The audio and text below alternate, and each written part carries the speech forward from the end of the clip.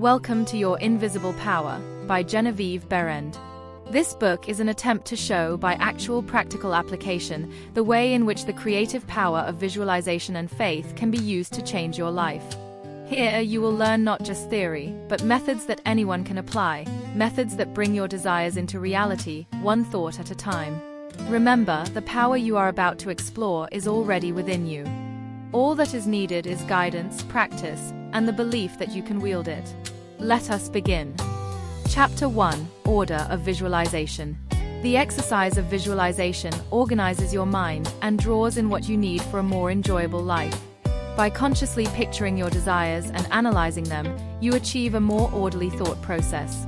This state of mental clarity removes the fear-driven urgency and helps you attract what is necessary for fulfilling your desires through the law of attraction. Visualization is inherently linked to order, which is considered divine, making the act of visualizing a spiritually uplifting process. Everyone visualizes, knowingly or not, and the conscious application of this ability enhances your resources, wisdom, and recognition of opportunities. A practical example involves a woman who successfully sold a property through deliberate mental imagery of the sale. Following visualization techniques helped her direct her actions effectively. This highlights the importance of applying natural laws creatively, just as inventors have done throughout history, like in the development of flight. The text also emphasizes that understanding and aligning with invisible causes behind visible outcomes can unlock your heart's desires.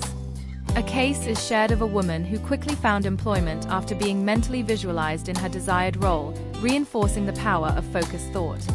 Overall, the chapter conveys that visualization should not be seen as an attempt to alter nature, but rather as a means to align with it.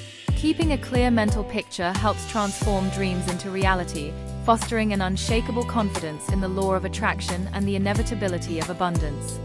Chapter 2: How to attract to yourself the things you desire. The power within you to create thought images is fundamental to manifesting your desires. This original power is formless and serves as the basis for all existence. Visualization acts as a lens that focuses this creative energy, akin to a magic lantern that illuminates your mental pictures. By employing the will, you project these desires into reality, transforming thought into form. A practical example is shared through the story of a woman seeking her husband's return. Despite challenges, she learned to maintain a clear mental image and strong will, ultimately achieving reconciliation. This emphasizes that consistent visualization, backed by a steady will, is crucial for manifesting desires. Effective visualization requires a solid will, free from doubts, serving as the light that brings your thought images to life. The confidence and faith with which you envision your desires act as a powerful attractor. Everyone desires happiness, and mastering visualization can enhance happiness and open up new possibilities. Remember that all resources are available to you. If you truly will it, you can achieve it. Make good use of the blessings from God. Early enthusiasm for mental science is linked to the discovery of inner power. As understanding grows, so too will joy and success in your endeavors. Chapter 3: Relation between mental and physical form. Some persons feel that it is not quite proper to visualize for things. It's too material, they say. But material form is necessary for the self-recognition of spirit from the individual standpoint. And this is the means through which the creative process is carried forward. Therefore, far from matter being an illusion and something that ought not to be, as some metaphysical teachers have taught, matter is the necessary channel for the self-differentiation of spirit. However, it is not my desire to lead you into lengthy and tiresome scientific reasoning in order to remove the mystery of visualization and to put it upon a logical foundation. Naturally, each individual will do this in his own way. My only wish is to point out to you the smoothest way I know, which is the road on which Troward guides me. I feel sure you will conclude, as I have, that the only mystery in connection with visualizing is the mystery of life taking form, governed by unchangeable and easily understood laws. We all possess more power and greater possibilities than we realize, and visualizing is one of the greatest of these powers. It brings other possibilities to our observation. When we pause to think for a moment, we realize that for a cosmos to exist at all, it must be the outcome of a cosmic mind, which binds all individual minds to a certain generic unities of action, thereby producing all things as realities and nothing as illusions. If you will take this thought of Troward's and meditate upon it without prejudice, you will surely realize that concrete material form is an absolute necessity of the creative process, also that matter is not an illusion but a necessary channel through which life differentiates itself. If you consider matter in its right order as the polar opposite to spirit, you will not find any antagonism between them. On the contrary, together they constitute one harmonious whole. And when you realize this, you feel, in your practice of visualizing, that you are working from cause to effect, from beginning to finish. In reality, your mental picture is the specialized working of the originating spirit. One could talk for hours on purely scientific lines, showing, as Troward says, that raw material for the formation of the solar systems is universally distributed throughout all space. Yet investigation shows that while the heavens are studded with millions of suns, there are spaces that show no signs of cosmic activity. This being true, there must be something which started cosmic activity in certain places, while passing over others in which the raw material was equally available. At first thought, one might attribute the development of cosmic energy to the etheric particles themselves. Upon investigation, however, we find this to be mathematically impossible in a medium which is equally distributed throughout space, for all its particles are in equilibrium. Therefore, no one particle possesses in itself a greater power of originating motion than the other. Thus we find that the initial movement, though working in and through the particles of primary substance, is not the particles themselves. It is this something we mean when we speak of spirit. The same power that brought universal substance into existence will bring your individual thought or mental picture into physical form. There is no difference of kind in the power. The only difference is a difference of scale. The power and the substance themselves are the same. Only in working out your mental picture it has transferred its creative energy from the universal to the scale of the particular, and is working in the same unfailing manner from its specific center, your mind. Chapter 4. Operation of your mental picture. The operation of a large telephone system may be used as a simile. The main or head central subdivides itself into many branch centrals, every branch being in direct connection with its source, and each individual branch, recognizing the source of its existence, reports all things to its central head. Therefore, when assistance of any nature is required, new supplies, difficult repairs to be done, or what not, the branch in need goes at once to its central head. It would not think of referring its difficulties, or its successes, to the main central of a telegraph system, though they belong to the same organization. These different branch centrals know that the only remedy for any difficulty must come from the central out of which they were projected. If we, as individual branches of the universal mind, would refer our difficulties in the same confident manner to the source from which we were projected, and use the remedies that it has provided, we would realize what Jesus meant when he said, "Ask, and ye shall receive." Our every equipment would be met. Surely the Father must supply the child. The trunk of the tree cannot fail to provide for its branches. Everything animate or inanimate is called into existence or outstandingness by a power which itself does not stand out. The power that creates the mental picture, the originating spirit substance of your pictured desire, does not stand out. It projects the substance of itself that is a solidified counterpart of itself, while it remains invisible to the physical eye. Only those will ever appreciate the value of visualizing who are able to realize Paul's meaning when he said, "The worlds were formed by the word of God." Things which are seen are not made of things which do appear. Hebrews 11 verse 3. There is nothing unusual or mysterious in the idea of your pictured desire coming into material evidence. It is the working of a universal natural law. The world was projected by the self-contemplation of the universal mind, and this same action is taking place in its individualized branch, which is the mind of man. Everything in the whole world has its beginning in mind and comes into existence in exactly the same manner, from the hat on your head to the boots on your feet. All are projected thoughts, solidified. Your personal advance in evolution depends upon your right use of the power of visualizing, and your use of it depends on whether you recognize that you, yourself, are a particular center through and in which the originating spirit is finding ever new expression for potentialities already existing within itself. This is evolution, this continual unfolding of existing though outwardly invisible things. Your mental picture is the force of attraction that evolves and combines the originating substance into specific shape. Your picture is the combining and evolving powerhouse, so to speak, through which the originating creative spirit expressed itself.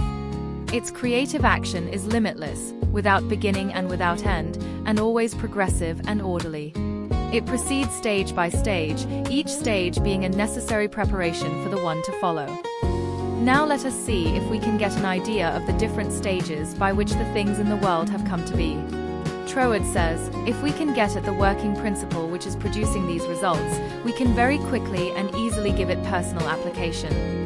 First, we find that the thought of originating life or spirit about itself is its simple awareness of its own being, and this produced a primary ether, a universal substance out of which everything in the world must grow.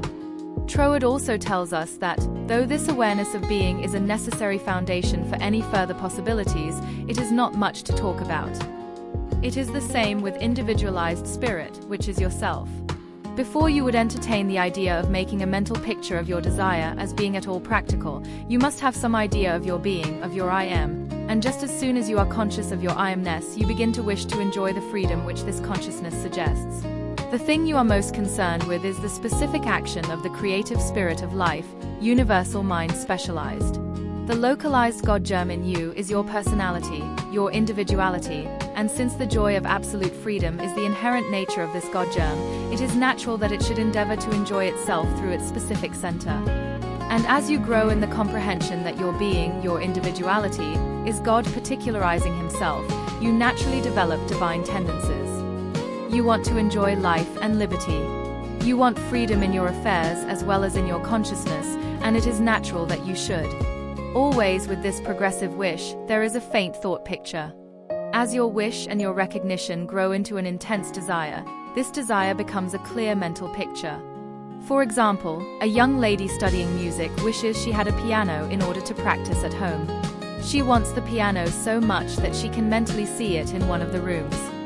As you grow in understanding as to who you are, where you came from, and what the purpose of your being is, how you are to fulfill the purpose for which you are intended, you will more and more afford a center through which the creative spirit of life can enjoy itself. And you will realize that there can be but one creative process filling all space, which is the same in its potentiality whether universal or individual.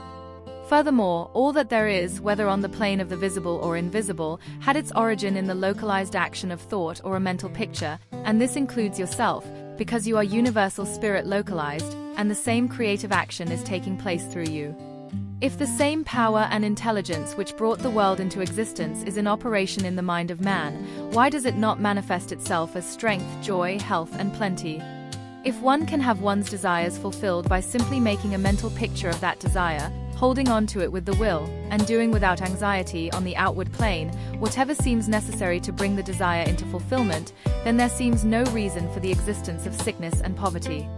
But if you will insist upon mentally seeing yourself surrounded by things and conditions as you wish them to be, you will understand that the creative energy sends its plastic substance in the direction indicated by the tendency of your thoughts. Herein lies the advantage of holding your thought in the form of a mental picture. All you have to do is to make such a mental picture of your heart's desire, hold it cheerfully in place with your will, always conscious that the same infinite power which brought the universe into existence brought you into form for the purpose of enjoying itself in and through you. And since it is all life, love, light, power, peace, beauty and joy, and is the only creative power there is, the form it takes in and through you depends upon the direction given it by your thought indicator. You know that you can do so by simply starting at the beginning, putting in a new plate, and determining to be more careful while taking your picture next time. These lines followed out, you are sure of a satisfactory result. If you will proceed in the same manner with your mental picture, doing your part in a correspondingly confident frame of mind, the result will be just as perfect. The laws of visualizing are as infallible as the laws governing photography. In fact, photography is the outcome of visualizing. Again, your results in visualizing and your desires may be imperfect or delayed through the misuse of this power, owing to the thought that the fulfillment of your desire is contingent upon certain persons or conditions. The originating principle is not in any way dependent upon any person, place, or thing. It has no past and knows no future. The law is that the originating creative principle of life is the universal here and everlasting now. It creates its own vehicles through which to operate. Therefore, past experience has no bearing upon your present picture. So do not try to obtain your desire through a channel that may not be natural for it, even though it may seem reasonable to you. Your feeling should be that the thing or the consciousness which you so much desire is normal and natural, a part of yourself, a form for your evolution. If you can do this, there is no power to prevent your enjoying the fulfillment of the picture you have in hand, or any other. Chapter 5: Welding the Image. It is not enough merely to see your desire as a mental picture. You must weld it into your consciousness. Welding means to make it part of your being. Unless the mental picture becomes welded to your imagination and your feeling, it cannot become operative. When you make your mental picture, do not consider whether it is practicable or not. Let that mental picture be as perfect as you can make it. Let it have color, form, and all the qualities you wish it to have. Then, having created the picture, weld it into your consciousness by continually holding it before your mind with intense desire, accompanied by faith that it is attainable. Many people fail because they allow doubts or limitations to enter their mind.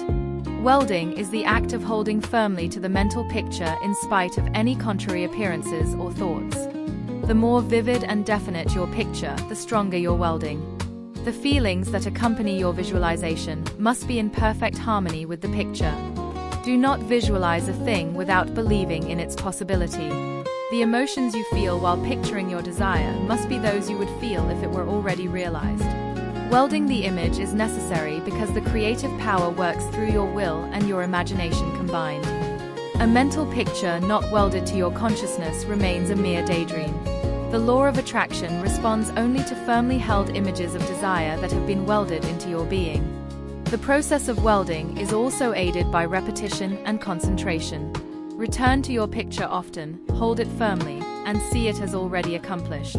Repetition strengthens the picture and fixes it more deeply in your consciousness. Remember, welding is an act of faith and willpower combined. Visualize, feel, and believe.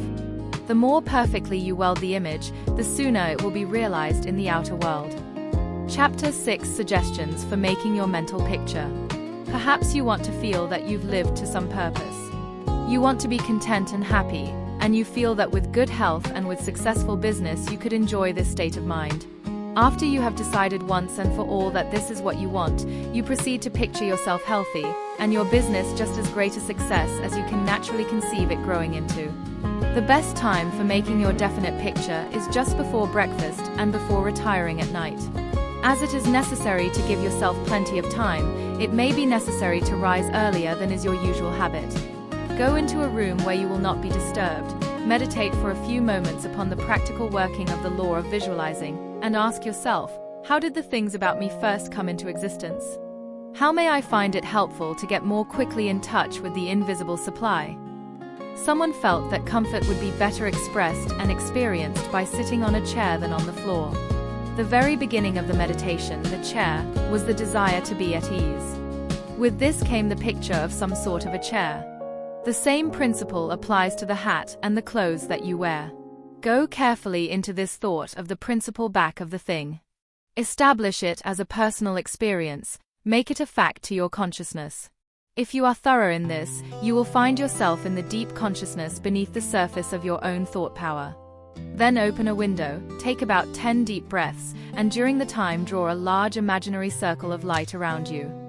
As you inhale, keeping yourself in the center of this circle of light, see great rays of light coming from the circle and entering your body at all points, centralizing itself at your solar plexus.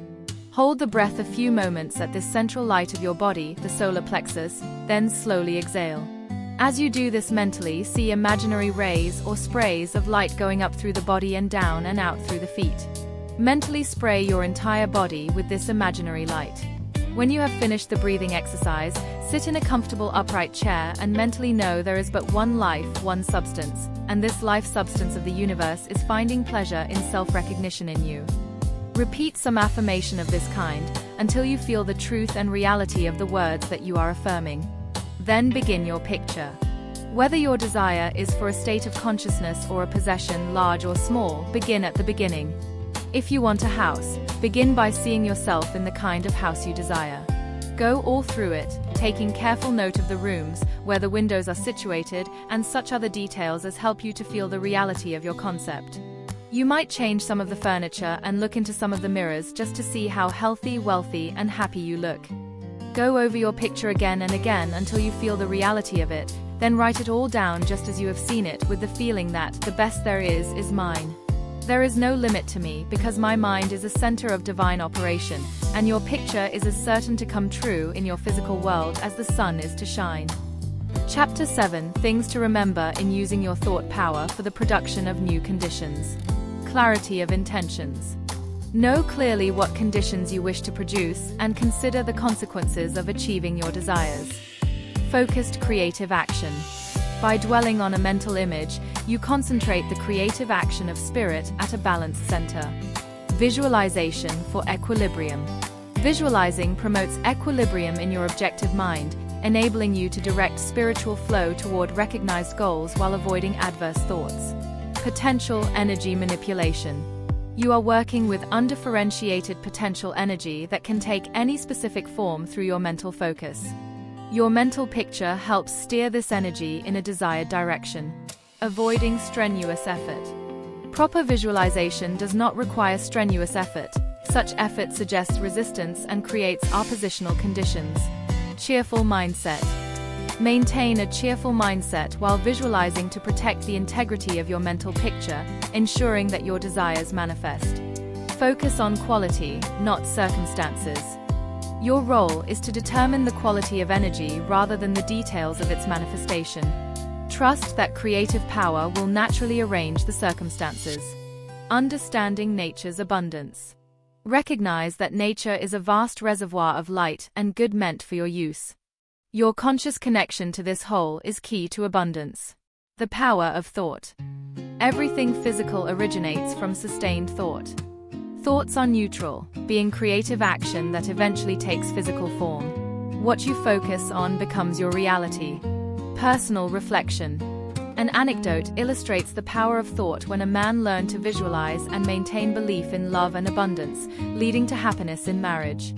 Embrace your true self. Enjoy life authentically. Trust that everything you desire is also seeking you. Chapter 8: Why I took up the study of mental science. I have frequently been questioned about my reasons for taking up the study of mental science, and as to the results of my search, not only in knowledge of principles, but also in the application of that knowledge to the development of my own life and experience. Such inquiries are justifiable, because one who essays the role of a messenger and teacher of psychological truths can only be effective and convincing as he or she has tested them in the laboratory of mental experience. This is particularly true in my case, as the only personal pupil of Thomas Troward, the greatest master of mental science of the present day, whose teaching is based upon the relation borne by the individual mind toward the universal creative mind, which is the giver of life, and the manner in which that relation may be invoked to secure expansion and fuller expression in the individual life. The initial impulse toward the study of mental science was an overwhelming sense of loneliness. In every life there must come some such experiences of spiritual isolation as, at that period, pervaded my life. Notwithstanding the fact that each day found me in the midst of friends, surrounded by mirth and gaiety, there was a persistent feeling that I was alone in the world. I had been a widow for about 3 years, wandering from country to country, seeking for peace of mind. The circumstances and surroundings of my life were such that my friends looked upon me as an unusually fortunate young woman. Although they recognized that I had sustained a great loss when my husband died, they knew that he had left me well provided for, free to go anywhere at pleasure, and having many friends. Yet, if my friends could have penetrated my inmost emotions, they would have found a deep sense of emptiness and isolation. This feeling inspired a spirit of unrest that drove me on and on in fruitless search upon the outside for that which I later learned could only be obtained from within. I studied Christian Science, but it gave me no solace, though fully realizing the great work the scientists were doing, and even having the pleasure and privilege of meeting Mrs. Eddy personally. But it was impossible for me to accept the fundamental teachings of Christian Science and make practical application of it. Surely it was worth trying for. If Troward had found this truth, why not I? The idea held me to my task. Later, I determined to study with the man who had realized and given to the world so great a statement. It had lifted me from my state of despondency. The immediate difficulty was the need for increased finances. Chapter 9. How I attracted to myself $20,000. In the laboratory of experience in which my newly revealed relation to divine operation was to be tested, the first problem was a financial one. My income was a stipulated one, quite enough for my everyday needs. But it did not seem sufficient to enable me to go comfortably to England where Troward lived, and remain for an indefinite period to study with so great a teacher as he must be. So before inquiring whether Troward took pupils or whether I would be eligible in case he did, I began to use the paragraph I had memorized. Daily, in fact, almost hourly, the words were in my mind. My mind is a center of divine operation, and divine operation means expansion into something better than has gone before. From the Edinburgh lectures, I had read something about the law of attraction, and from the chapter of causes and conditions, I had gleaned a vague idea of visualizing. So every night, before going to sleep, I made a mental picture of the desired $20,000.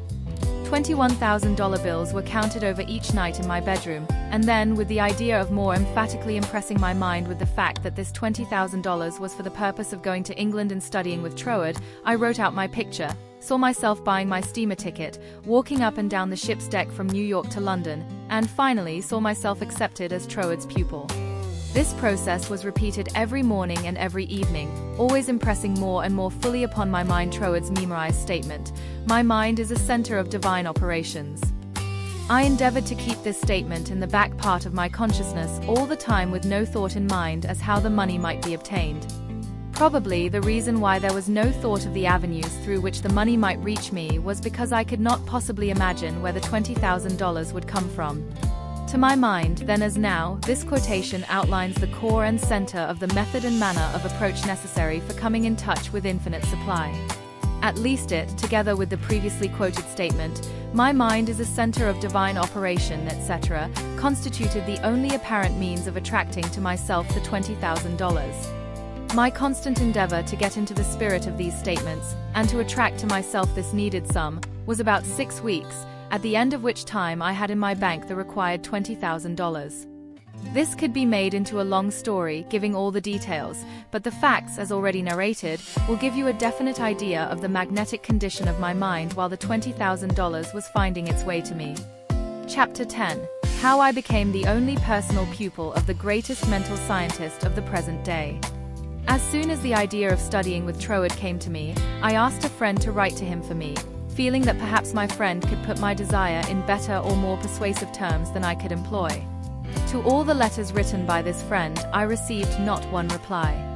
This was so discouraging that I would have completely abandoned the idea of becoming Troward's pupil except for the experience I had that day on the street when my whole world was illuminated, and I remembered the promise, "All things whatsoever thou wilt, believe thou hast received, and thou shalt receive." With this experience in my mind, my passage to England was arranged, notwithstanding the fact that apparently my letters were ignored. We wrote again, however, and finally received a reply, very courteous though very positive. Troward did not take pupils. He had no time to devote to a pupil. Notwithstanding this definite decision, I declined to be discouraged because of the memory of my experience upon the day when the light and the thought came to me, "I am all the substance there is." I seemed to be able to live that experience over at will, and with it there always came a flood of courage and renewed energy. We journeyed on to London, and from there telegraphed Troward, asking for an interview. The telegram was promptly answered by Troward setting a date when he could see us. At this time Troward was living in One Manor, a little out-of-the-way place in the southern part of England, about 20 miles from a railway station. We arrived at the appointed time, and were received with the utmost courtesy and kindness. After a pleasant conversation, Troward said, "I will take you as my pupil." I was overjoyed, and from that time on, I became the only personal pupil of the greatest mental scientist of the present day. Chapter 11. How to bring the power in your word into action. In every word, there exists a power germ that expands and projects itself in the direction your word indicates, and ultimately develops into physical expression. For example, you wish to establish joy in your consciousness. Just repeat the word joy secretly, persistently, and emphatically. The joy germ begins to expand and project itself until your whole being is filled with joy. This is not a mere fancy, but a truth. Once you experience this power, you will daily prove that these facts have not been fabricated to fit a theory, but the theory has been built up by careful observation of facts. Everyone knows that joy comes from within. Another may give you cause for joy, but no one can be joyous for you. Joy is a state of consciousness, and consciousness is purely mental.